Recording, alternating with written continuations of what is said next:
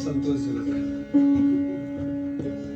जय जय श्री राधे, जय जय श्री राधे, जय जय श्री राधे। कृष्णाय वासुदेवाय हरये परमात्मने प्रणतक्लेशनाशाय श्री गोविंदाय नमो नमः।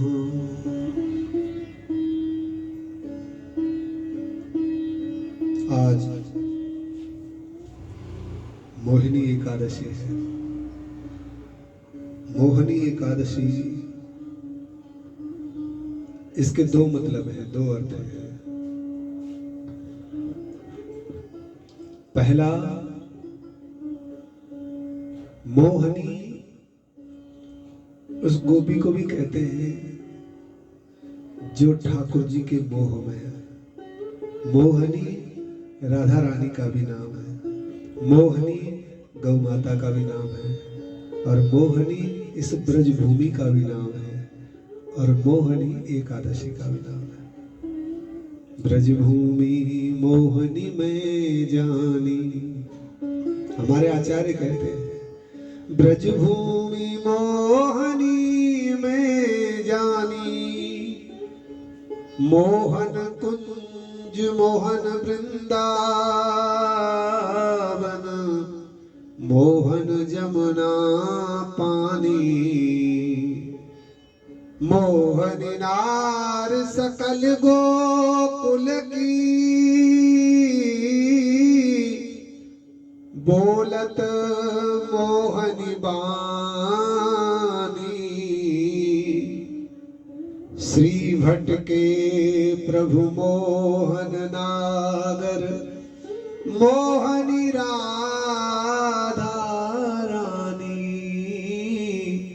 मोहनी राधा रानी। हमारी राधा रानी का नाम भी मोहनी है। तो आज मोहनी एकादशी है।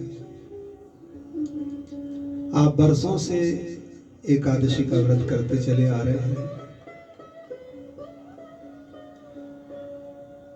एकादशी के यूं तो बहुत सारे अर्थ हैं,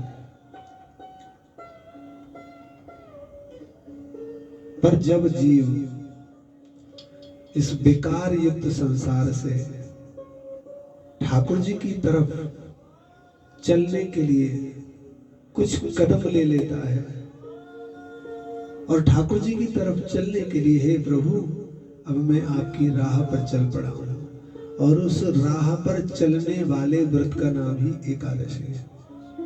अथवा तो जिस व्रत के करने पर कभी व्रतों से ठाकुर नहीं मिले, भगवान की प्राप्ति कोई व्रतों के द्वारा नहीं होती है, क्योंकि जप तप और यज्ञ अनुष्ठान, फिर तो जब 100 यज्ञ अश्वमेध यज्ञ किए हुए राजा बैठे हैं, फिर तो ठाकुर उसके घर में होते।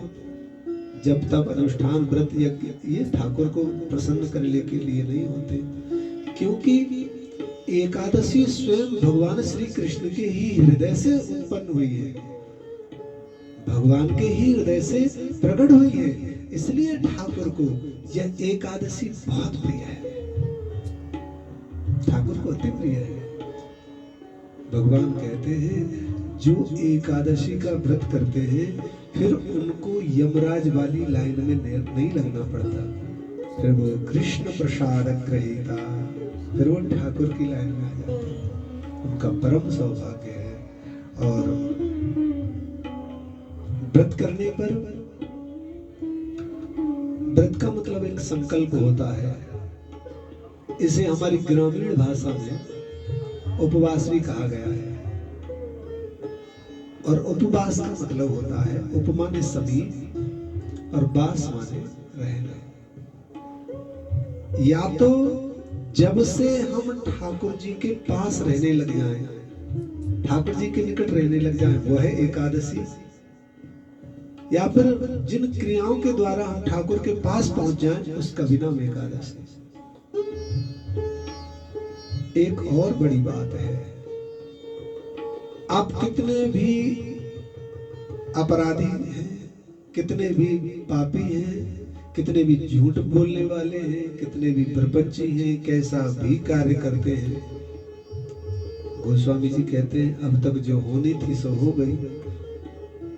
अब एकादशी का व्रत करने का मतलब है 5 कर्मेंद्रियां और 5 ज्ञानेंद्रियां और मन मना मद भक्ता नाम। भगवान कृष्ण कहते हैं भक्ति श्रेष्ठ है, बढ़िया है, लेकिन मन से कोई करता है तो वो मुझे बहुत प्रिय लगती है। गीता में कहते हैं वो मेरा सर्वोत्तम भक्त होता है। तो एकादशी का व्रत सर्वोपरि है। श्री कृष्ण भगवान को प्रसन्न करने का आधार कार्ड है, ऐसे समझ लीजिए। और फिर तेरा तुझको अर्पण क्या लागे मेरा, ठाकुर के द्वारा किया हुआ सत्कर्म है, इसके द्वारा प्राप्त पुण्य, एकादशी के पुण्य सर्वोत्तम पुण्य है, लेकिन अगर वो पुण्य ठाकुर को दान कर दिए जाए तो उसके बदले, क्योंकि जैसे मान लीजिए हम मेडिकल वाले के पास जाएंगे, उसे हमने 500 रुपए दिए तो वो भी क्या देगा, दवाई देगा। हम जाए मिठाई वाले के पास तो वो तो मिठाई देगा ना। हम सब्जी वाले के पास जाए 500 रुपए दे, क्या देगा, सब्जी देगा। मतलब जिसके पास जो वस्तु है बदले में वो वही देता है। अब ठाकुर कहते हैं मेरे पास मेरे सिवा और कुछ भी नहीं है। दुनिया की और कोई वस्तु अगर प्राप्त होती है तो वो होती है कर्म के अनुसार, कर्मण्येवाधिकारस्ते मां फलेषु कदाचन। संसार के जितने भी परिणाम हैं, जितने भी कर्म हैं, कर्मों के परिणाम हैं और कर्म के परिणामों के जो फल हैं, वो सब मनुष्य को अपनी क्रियाओं के द्वारा प्राप्त होते हैं। आज सुख मिल रहा है तो आपने कुछ अच्छा किया होगा, सुख पा रहे हैं। आज आपका भला हो रहा है तो करके आए होंगे, इसलिए हो रहा है। आज आपकी तरक्की हो रही है तो किसी की तरक्की में आपने सहायता की होगी, किसी की तरक्की को देख के आप प्रसन्न हुए होंगे तो आपकी तरक्की हो रही है। आपका मन प्रसन्न क्यों है? हो सकता है आपने किसी को हंसाया हो, आपने किसी भूखे को पवाया हो, आपने किसी प्यासे को पिलाया हो, आपने किसी तपते हुए को छाया में भेजा हो, छाया की हो, इसलिए आप सर्वांगीण प्रसन्न हैं आज। और कहीं अभाव है तो हो सकता है कहीं हृदय में कुटिलता रखी हो सकता है होते हुए कभी ना दिया हो, तो ये हमारे कर्मों के हैं। लेकिन ठाकुर कहते हैं मुझे प्राप्त करने के लिए मैं ही सर्वोत्कृष्ट हूं, मेरे पास मुझसे न ज्यादा है कुछ न कम है कुछ। और बताओ भगवान जिसे मिल जाए फिर उसे और क्या चाहिए, कुछ भी तो नहीं चाहिए। ये हमारा जीवन का उद्देश्य है। आप परम सौभाग्यशाली हैं, आप आज तक उस व्रत को करते आए हैं जो ठाकुर को मिलाने वाला है, जो श्याम सुंदर को मिलाने वाला व्रत है, एकादशी व्रत। वो वैष्णव परम भाग्यशाली हैं जो एकादशी का व्रत करते हैं। यूं तो आप पूरी 26 एकादशियां सुने, लेकिन वास्तव में एकादशी का कुछ शब्द में अगर कहा जाए कि क्या महत्व है तो आप समझ लीजिएगा माता जी। आपने चाहे लाख खोट किए हैं, आपके मन में सब जीवों में कुछ ना कुछ कमियां रहती हैं। हो सकता है आपने कभी किसी पर क्रोध किया हो सकता है कभी कामना हृदय में आई हो सकता है कभी लोभ आया हो सकता है कभी भय आया हो, कभी ईर्ष्या आ गई हो, मुख से अपशब्द भी निकल जाते हैं। आपने अब तक जितने कर्म किए हैं, एकादशी उद्यापन का अर्थ ऐसे समझ लीजिए, आज तक आपने एकादशी व्रत किया है और अब एकादशी का उद्यापन आप कर रहे हो। बहुत बड़ी और छोटी बात में समझाई जा रही, बहुत बड़ी परिभाषा, छोटी बात। आपने अब तक जो कर्म किए हैं, उद्यापन का मतलब क्या है, बस इतना ही समझ सकते हैं। अब तक जो कर्म किए हैं, सत्कर्म किए हैं, जो भी आपने इस देह के द्वारा किया है, वह सब तो ठाकुर जी यमुना जी में बहा देते हैं। एक और नया कर्म जन्म नहीं लेता है, और जन्म लेता भी है क्योंकि बिना कर्म के तुम रह नहीं सकते। जब तक मरेंगे पल के मारना भी कर्म है। भगवतीय भाव में रह करके अब कोई कर्म आगे बढ़ेगा तो उसको लिखा नहीं जाएगा। श्री राधा सुधा निधि में साफ लिखा है, अब तक जो कर्म हुए उनको यमुना जी में बहाया जाएगा, आगे होगा उसे लिखा नहीं जाएगा। इससे बढ़िया सरल उपाय क्या है? इसलिए तो हमारे आचार्य ने ये मार्ग बनाया है कि एकादशी का व्रत रखो और फिर उसे ठाकुर को परायण होकर के ठाकुर को समर्पित कर दो, जीवन धन्य हो जाएगा। ऐसे थोड़ी ना हमारे आचार्य कुछ कह के चले गए, आचार्यों की हर बात में कुछ बात थी। हम नहीं कर सकते, परिवार के साथ रहते हैं, बहुओं के साथ में रहते हैं, बेटों के साथ में रहते हैं। कई बार तो रहते हुए भी घर में ऐसा लगता है मैं नहीं हूं। कई बार तो घर में मजबूरियां, परिस्थितियां ऐसी आ जाती हैं कि मेरे पास सब कुछ होते हुए भी कुछ नहीं है। दान का बहुत मन है लेकिन नहीं कर पा रही हूं, मेरा यज्ञ करने का बहुत मन है, नहीं कर पा रहे। हमारा तीर्थ जाने का बहुत मन है लेकिन हम नहीं जा पा रहे। कितनी कितनी मजबूरियां हैं। मेरा भी मन है कि मेरे घर पर संत आए, मेरे घर पर ब्राह्मण आए, मेरे घर पर मेरे गुरुदेव आए, मेरा बहुत मन है, लेकिन मैं आधीन हूं, पराधीन हूं, मैं नहीं कर पा रही हूं। तब ठाकुर ने ग्रंथों में, हमारे आचार्यों ने कहा कुछ नहीं कर सकते तो एकादशी का व्रत तो कर सकते हैं। महाराज व्रत में तो बहुत कुछ होता है, कैसे बिना पाए पवाए रहा जा सकता है।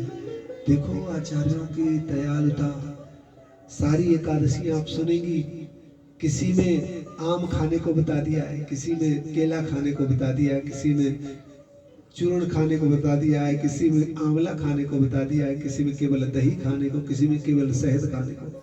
अरे भाई कुछ तो मिलेगा। किसी में केवल शरबत पीने को बता दिया है, और तो और जब कुछ भी नहीं मिलेगा तो एक तो निर्जला भी बता दी कि कुछ नहीं है तो चल तू निर्जला ही रहे। तो जब कुछ नहीं है, कुछ भी नहीं है मतलब जल भी नहीं है, जल भी नहीं है, तब भी अगर तू संकल्प करके ठाकुर के पास रह लेगा मैं उसे भी मान लूंगा।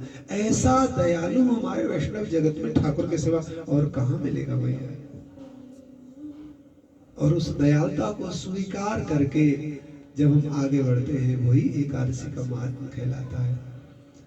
आप विश्वास कीजिए, एकादशी व्रत करना बहुत बड़ी बात है। व्रत करके उसका पारायण करना, संतों को दे देना। ऐसे समझ लीजिए आपने साल 2 साल 10 साल धन कमाया और धन कमाकर किसी संत की झोली में डाल दिया, गुरुदेव भगवान मैंने आज तक ये कमाया, अब आप मुझे संभालो और मेरे धन को संभालो।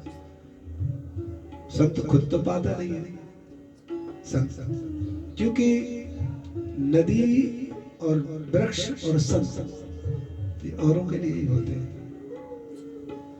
वृक्ष कबहु नहीं फल भके, नदी न संचय नीर, और परमारथ के कारणे साधु धरे शरीर। है कि नहीं? आपने गुरुदेव भगवान को दिया, वो कहां देंगे चिट्ठी को, आगे पहुंचाएंगे। तो हमारे सारे सत्कर्म, हमारे सारे कर्म ठाकुर जी को पहुंचे। एकादशी करना बहुत बड़ी बात है, उसका संकल्प लेकर उद्यापन करना, अपने कर्मों को ठाकुर को देना बहुत बड़ी बात है। और उससे भी बड़ी बात है तीर्थ में करना। तीर्थ में करना, घर में की हुई एकादशी का जो फल होता है, तीर्थ में की हुई एकादशी का 10 गुना फल होता है। और वृंदावन तीर्थ नहीं है, इसलिए वृंदावन में आकर के तो अनंत गुना फल हो जाता है, तीर्थों से भी ज्यादा। क्योंकि तीर्थों के तो राजा हैं, तीर्थराज प्रयाग, प्रयाग में अनंत गुना हो जाता है। लेकिन तीर्थों के राजा के भी राजा श्याम सुंदर उनका घर है वृंदावन। यहाँ सत्कर्म किया हुआ क्या कितना फल देगा बताया नहीं जा सकता है। सीधे सीधे ऐसे कह लीजिए, यहाँ किया हुआ, वृंदावन में उद्यापन किया हुआ अपने पुण्यों का, अपने फलों का ठाकुर को समर्पण करने का फल ना तो स्वर्ग है, ना सुख है, ना धन है, केवल और केवल श्री कृष्ण है और कृष्ण का प्रेम है। बताइए, कृष्ण और कृष्ण प्रेम मिल गया तो क्या बाकी रह गई? कैसे इसको कुछ चाहिए? इसलिए आज पक्का मान लीजिए, विश्वास कीजिएगा, ये ब्रह्म वाक्य है। साधु भी वेश है, ब्राह्मण भी शरीर है, और शरीर ब्रज का भी है। ब्रजवासी, साधु वेश, ब्राह्मण शरीर, और क्या चाहिए। तो अब इस वाणी को सत्य मान लीजिएगा। आज आपके पूर्वज जहां भी होंगे वो उत्सव करेंगे, वो नृत्य करेंगे, क्योंकि कोई कोई पूर्वज ऐसे चले जाते हैं जो बेचारे जो नहीं कर पाते, उनके जीवन में सत्कर्म ही नहीं हो पाते। जब उनकी संतानें तीर्थों में जाकर, धामों में जाकर कोई बड़ा काम, कोई बहुत बड़ा सत्कर्म करते हैं, तब उनका पदोन्नति होती है, स्वर्ग में सेवादार है वो। लेकिन जैसे ही पता चलता है कि आज उनके बाल गोपाल किसी सत्कर्म के लिए किसी महापुरुष के आंगन में बैठे हैं, तत्काल उसको वहां से हटाया जाता है, उनको गंगाजल से स्नान कराया जाता है, उनको नए वस्त्र धारण कराए जाते हैं, और उनको पालकी में बिठाया जाता है, और तब उनको राजा के पास ले जाया जाता है। राजा खड़ा होकर के उनका स्वागत करता है और फिर कहता है, महाराज अब आपका आसन वहां है। कितनी बड़ी बात है, बहुत बड़ी बात है। तो शुक्र मनाइए पूर्वजों का, जिन्होंने आपको ऐसा आशीर्वाद देकर कैसे पुण्य करने का, ऐसा सत्कर्म करने की प्रेरणा दी है। वृंदावन बिहारी लाल की जय। आइए मैं आपको तिलक लगा दूं।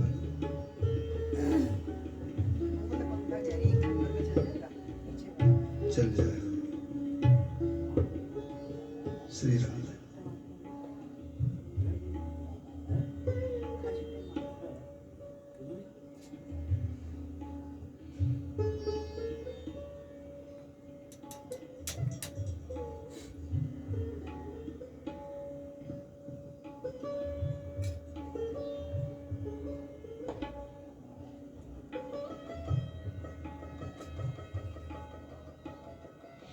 क्योंकि एकादशी को दूसरे वाले चावल नहीं प्रयोग करते तिलक में, इसलिए समझ। ओम भद्रमस्तु शिवांचस्तु महालक्ष्मी प्रसीदतु रक्षन्तु त्वं सदा देवा संपदा सन्तु सर्वदा।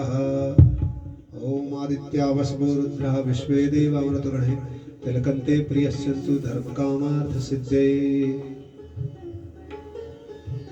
आइए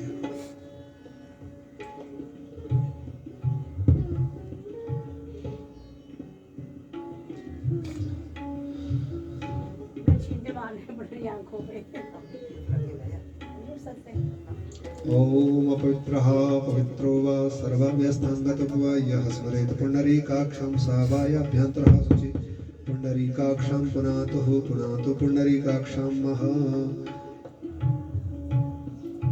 लीजिए।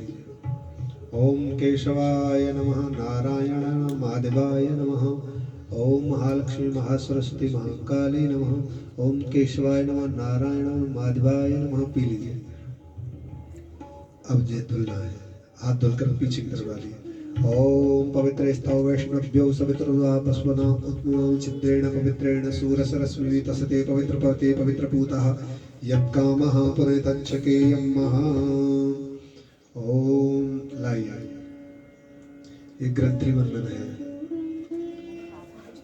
कोई बात नहीं, ले लीजिए। ओम जेन बद्धो बलिराजा दानवेन्द्रो महाबलत्तेन त्वं प्रतिबध्नामि रक्षेमाञ्चलमाञ्चलः।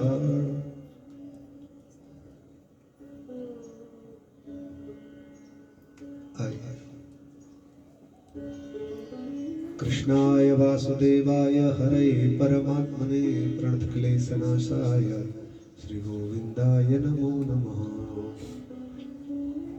राधा कृष्ण स्वरूपमयि कृष्ण राधा स्वरूपणं क्लान्तानं निकुञ्जस्थं श्री गुरुरूपं सदा भजे। राधे कृष्ण कृष्ण कृष्ण राधे राधे, राधे श्याम श्याम श्याम राधे राधे।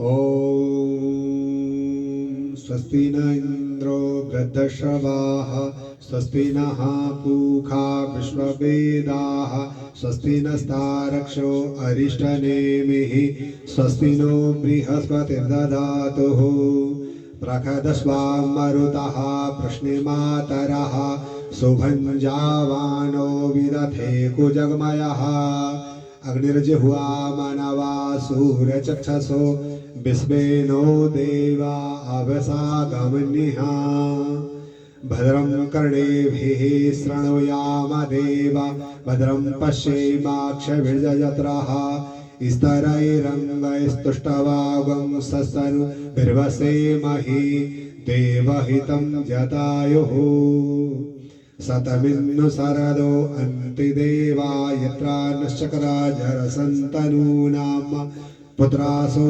जतपितरो भवन्ति मानो मध्यारीरिखता जुर्गन्तः आदित्यर्द्योरादितिरन्तरिक्षमदितिर्माता सपिता सपुत्रः विश्वे देवा आदितिः पञ्चजना आदित्यर्जातमादित्यर्जितानि तुम्मा ॐ द्यौः शान्तिरन्तरिक्षगुं शान्तिः पृथिवी शान्तिरापः शान्तिः रौखदयः शान्तिः वनस्पतयः शान्तिर्विश्वे देवाः शान्ति ब्रह्म शान्तिः सर्वगुं शान्तिरेव शान्ति सामा शान्तिः शान्तिः शान्तिः ओम भूर् ओम भुवः ओम स्वः ओम महा ओम जनः ओम तपः ओम सत्यम् कृष्णाय वासुदेवाय हरये परमात्मने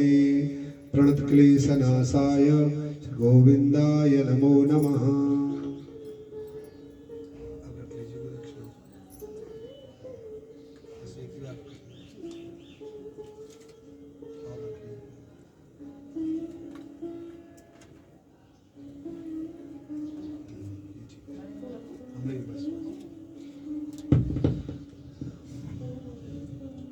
आप भी कुछ पत्र पुष्प रख लो, कोई बात नहीं, आए लोग दे दे। 3 बार कहिए श्री कृष्ण श्री कृष्ण श्री कृष्ण। ओम श्री विष्णुर्विष्णुर्विष्णुः श्रीमद्भगवतो महापुराण पुरुषस्य विष्णुराज्ञायां प्रवर्तमानस्य अद्य श्री ब्राह्मणो द्वितीय प्रहारदे श्री श्वेतवाराः कल्पे वैवस्वनमनन्तरे अष्टाविंशततमे कलियुगे कल्पप्रथम चरणे भूलोके भारतखण्डे आर्यावर्तान्तर्गते देशे ब्रह्मावर्त देशे पुण्यक्षेत्रे ब्रजमण्डलान्तर्गते श्रीधाम वृंदावन अंतर्गत स्थित श्रीधाम वृंदावन स्थित त्रास मंदिर कॉलोनी अंतर्गत है श्री प्यारीलाल कुंज स्थित है श्रीधाम वृंदावन स्थित अमुक संवत्सर यथा नाम संवत्सर यथा यथा श्री गृह गुण विशेषण विशिष्टायां प्रवणस्तः श्री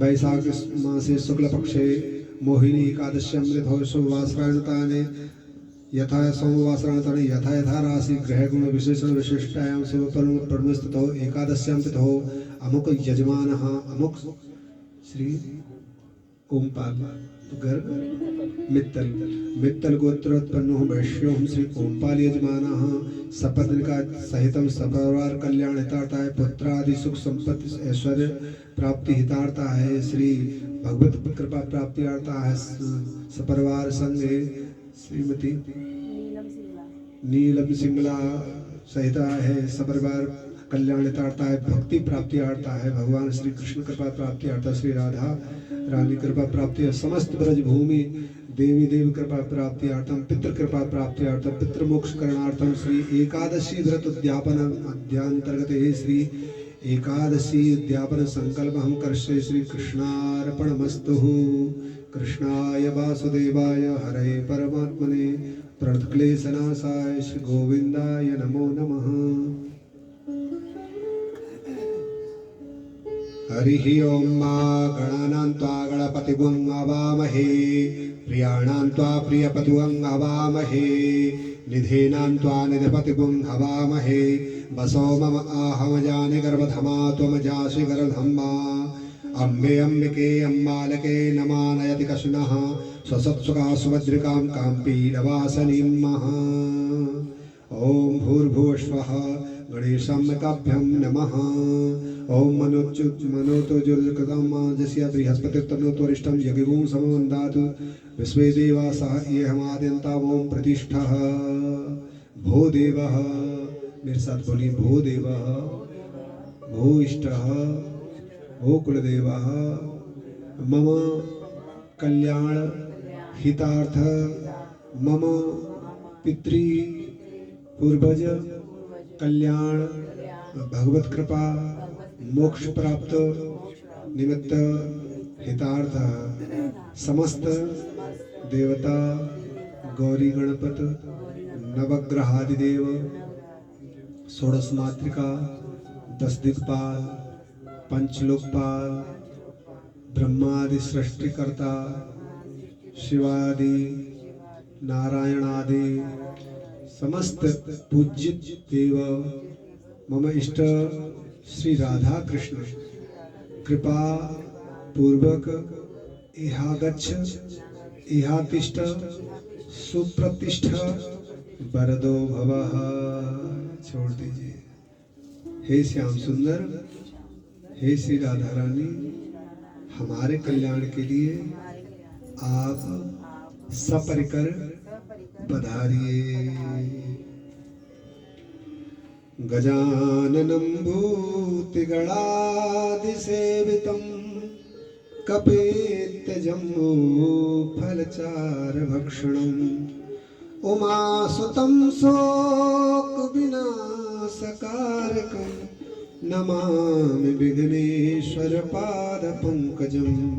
नमो देव्यै महादेव्यै शिवाय सत्तं नमः नमः प्रकृते भद्राय नियता प्रणता स्मतां ब्रह्मा मुरारी त्रिपुरान्तकारी भानु शशि भूमसुतो बुधश्च भानु शशि भूमसुतो बुधश्च गुरुश्च शुक्र शनिराग केतवे कुर्वन्तु सर्वे मम सुप्रभाता। हाँ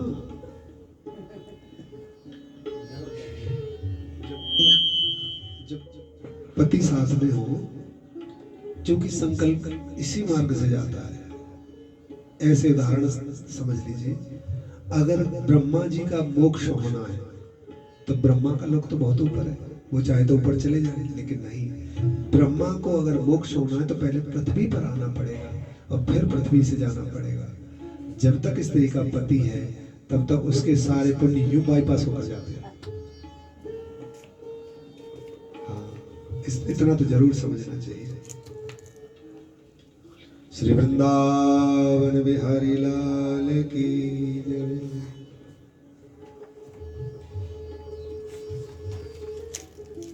ये हमारा सौभाग्य ही है।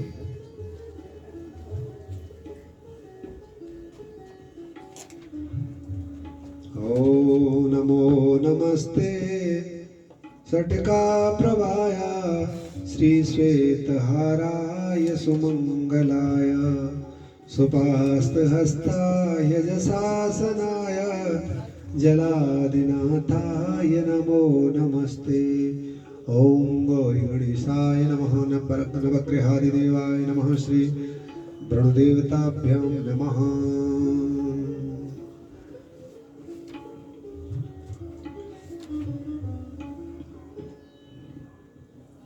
लीजिए।